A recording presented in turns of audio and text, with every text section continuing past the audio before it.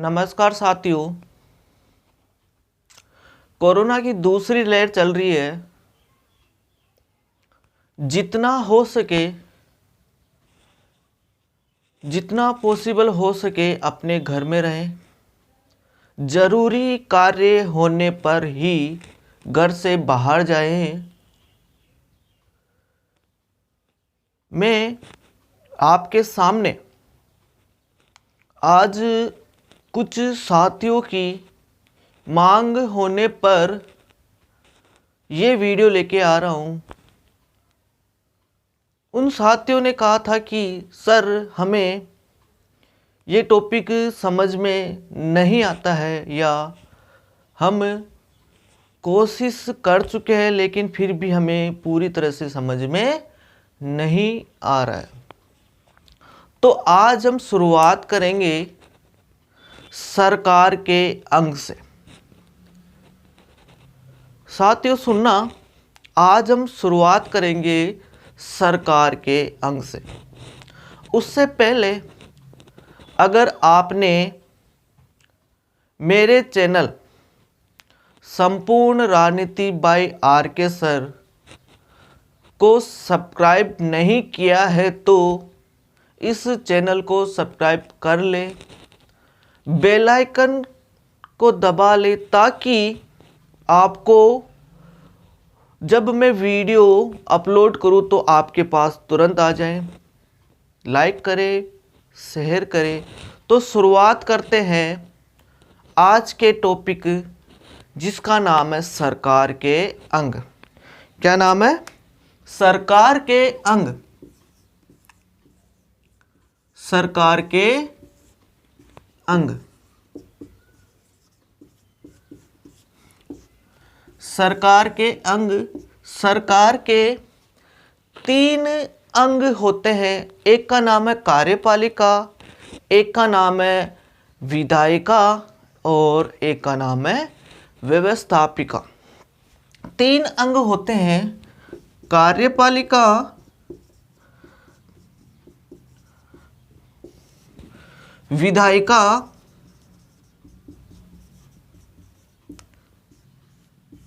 या कह दो व्यवस्थापिका,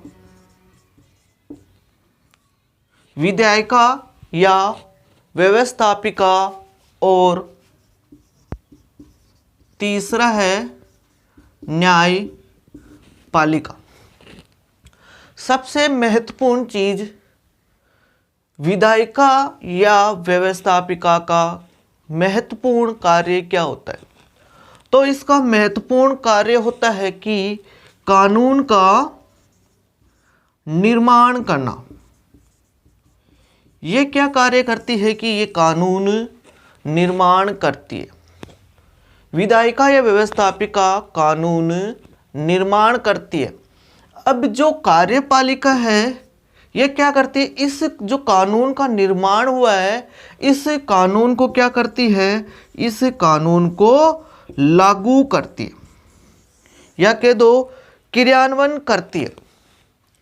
कार्यपालिका कानून को लागू करती है या क्रियान्वयन करती है, जबकि जो न्यायपालिका होती है, ये न्यायपालिका होती है, इनके मध्य अगर कोई विवाद हो जाए तो उस विवाद पर निर्णय देती है, या कह दो कानून पर निर्णय देती है या अपना फैसला सुनाती है। क्या? अपना फैसला सुनाती है। तो कार्यपालिका, विधायिका और न्यायपालिका ये सभी देशों में होती, जितने भी देश है सभी में होती है। प्राचीन समय में क्या था? प्राचीन समय में कार्यपालिका, विधायिका, न्यायपालिका ये नहीं थे। मोंटेस्क्यू, फ्रांस के विद्वान मोंटेस्क्यू ने शक्ति पृथक्करण का सिद्धांत दिया और कार्यपालिका, विधायिका और न्यायपालिका इनके मध्य शक्तियों का बंटवारा कर दिया कि कार्यपालिका के ये कार्य होंगे, विधायिका के ये कार्य होंगे और न्यायपालिका के ये कार्य होंगे। तो कार्यपालिका, विधायिका, न्यायपालिका। तो साथियों, एक स्टूडेंट ने कहा था कि सर प्रधानमंत्री का चुनाव कैसे होता है, मुझे समझ में नहीं आता है। तो भारत के प्रधानमंत्री का चुनाव कैसे होता है तो मुझे समझ में नहीं आता है। तो उससे संबंधित अब शुरुआत होती है। जो भारत का प्रधानमंत्री होता है, भारत का प्रधानमंत्री होता है, भारत का प्रधानमंत्री की शुरुआत करने के लिए ये जो डायग्राम है इसको दिमाग में बिठा लेना, क्योंकि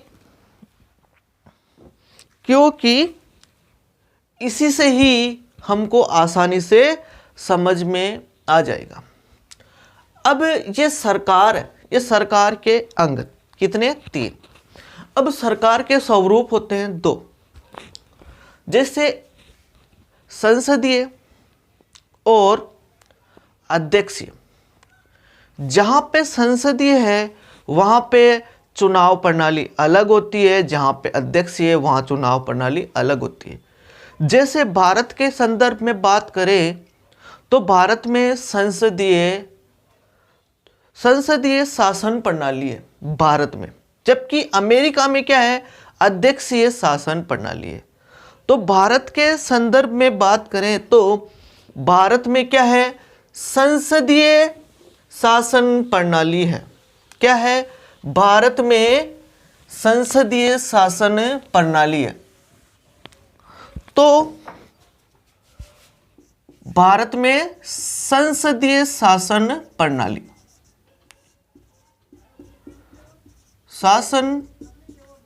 प्रणाली, इस संसदीय शासन प्रणाली में क्या होता है कि केंद्र और राज्य के मध्य शक्तियों का बंटवारा होता है। केंद्र और राज्य के मध्य शक्तियों का बंटवारा होता है। सबसे इंपॉर्टेंट चीज ये, संसदीय शासन प्रणाली में भी कार्यपालिका होगी, विधायिका होगी, न्यायपालिका होगी। अध्यक्षीय शासन प्रणाली में भी ये तीनों चीजें होगी। अब संसदीय शासन प्रणाली में बात करें तो ये जो कार्यपालिका है, ये कार्यपालिका भारत के संदर्भ में बात कर रहे हैं। भारत में संसदीय शासन प्रणाली, ये जो कार्यपालिका है, विधायिका है और न्यायपालिका। भारत में विधायिका या व्यवस्थापिका को संसद कहा गया है। पहला क्वेश्चन यही है कि भारत में जो विधायिका है उसे क्या कहा गया? उसे कहा गया संसद। अब संसद के कितने अंग होते हैं? तो भारत के संदर्भ में बात करें तो भारत में संसद के 2 अंग होते हैं। एक का नाम है लोकसभा, एक का नाम है राज्यसभा। एक का क्या नाम है? लोकसभा, और एक का नाम है राज्यसभा। एक साथी ने पूछा था कि सर मुझे प्रधानमंत्री का चुनाव उसके बारे में बताओ, मुझे प्रधानमंत्री के जो चुनाव होता है वो कैसे होता है, मुझे समझ में नहीं आता। भारत में जो प्रधानमंत्री होता है, भारत में जो प्रधानमंत्री होता है वो क्या होता है? जो लोकसभा होती है उसके बहुमत, लोकसभा में जो पार्टी बहुमत प्राप्त कर लेती है उसे प्रधानमंत्री बना दिया जाता है। उस पार्टी के मुखिया को, उस पार्टी के वरिष्ठ या अध्यक्ष को। भारत में जो चुनाव होता है प्रधानमंत्री का वो सिर्फ लोकसभा से होता है, राज्यसभा का कोई रोल नहीं है। राज्यसभा का रोल इतना ही है कि अगर प्रधानमंत्री जैसे मान लो वर्तमान समय में नरेंद्र मोदी है उन्होंने चुनाव लड़ा और वो चुनाव हार गए, फिर भी वो प्रधानमंत्री बन सकते हैं। कैसे? क्योंकि उनको राज्यसभा से 6 महीने के अंदर या लोकसभा या राज्यसभा से वापस चुनाव लड़ने का मौका मिलेगा और वो जीतकर क्या बन सकते हैं? प्रधानमंत्री। सिर्फ इतना सा रोल है। अब लोकसभा में, लोकसभा के जो बहुमत के नेता है वो क्या है? उसी बहुमत के नेता को क्या बनाया जाता है? प्रधानमंत्री बनाया जाता है। लोकसभा, क्या जो लोकसभा है, लोकसभा, लोकसभा में बहुमत के नेता को क्या बनाया जाता है? प्रधानमंत्री बनाया जाता है। तो ये सुनना, बहुमत के, अब बहुमत का क्या होता है, क्या रोल है? तो लोकसभा में कुल 543 सीटें, 543। लोकसभा में टोटल सीटें कितनी है? 543।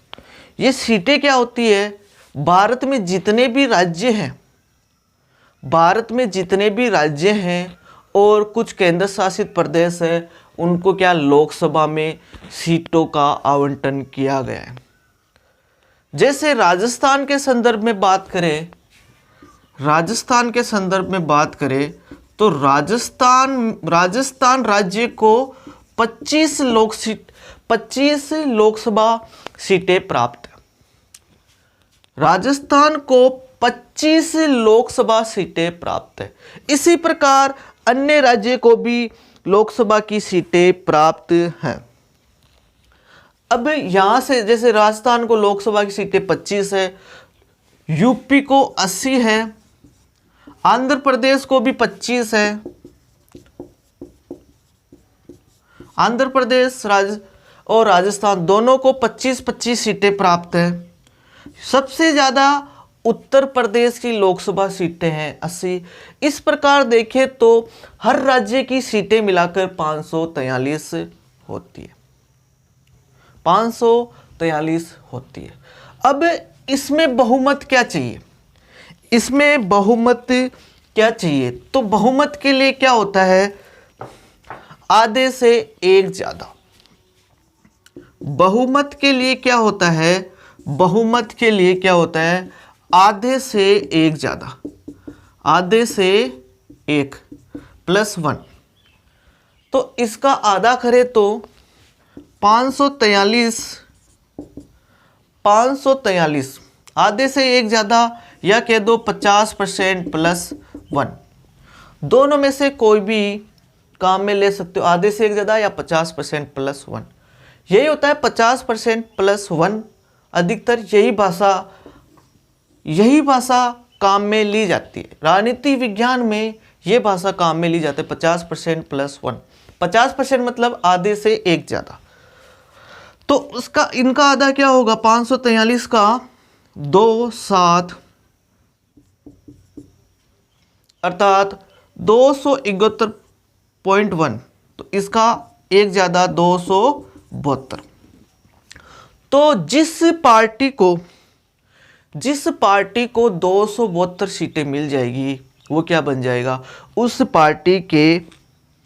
पार्टी के सर्वसम्मति से चुने गए नेता को क्या बना दिया जाएगा? प्रधानमंत्री बना दिया जाएगा। तो इतनी चीज़ दिमाग में बिठा लेना कि प्रधानमंत्री का चुनाव केवल लोकसभा से होता है, बाकी रोल कुछ नहीं है, बाकी कुछ नहीं है। ये चीज़ ध्यान रख लेना, राज्यसभा उसका कोई रोल नहीं है, सिर्फ लोकसभा ही ये रोल है। तो संसद, जो विधायिका, भारत में विधायिका का नाम क्या है? संसद। इसमें जो लोकसभा है उसके बहुमत के नेता को, अर्थात 200, जिसको 272 सीटें मिल जाए उसको क्या बना दिया जाएगा? उसको प्रधानमंत्री बना दिया जाएगा। अब उसका प्रधानमंत्री का चुनता कहाँ से है? लोकसभा से। प्रधानमंत्री बनता कहाँ से है? लोकसभा से। अब ये बैठता कहाँ है? कार्यपालिका में, अर्थात ये क्या करता है? कानून को लागू करता है। लोकसभा से चुन के जाता है और बैठता कहाँ है? कार्यपालिका में। तो ये तो था प्रधानमंत्री का चुनाव। प्रधानमंत्री का चुनाव कैसे होता है? तो आज का हमारा ये वीडियो आपको अच्छा लगे तो लाइक करना, सब्सक्राइब करना, शेयर करना और बेल आइकन के बटन को ज़रूर दबाना, ताकि मैं आपके सामने और ऐसे मज़ेदार वीडियो लेके आऊँ।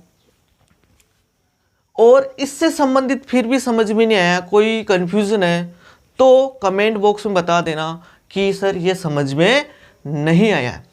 मेरे चैनल संपूर्ण राजनीति बाय RK सर, इसको ज़्यादा से ज़्यादा शेयर करो, सब्सक्राइब करो, लाइक करो। धन्यवाद।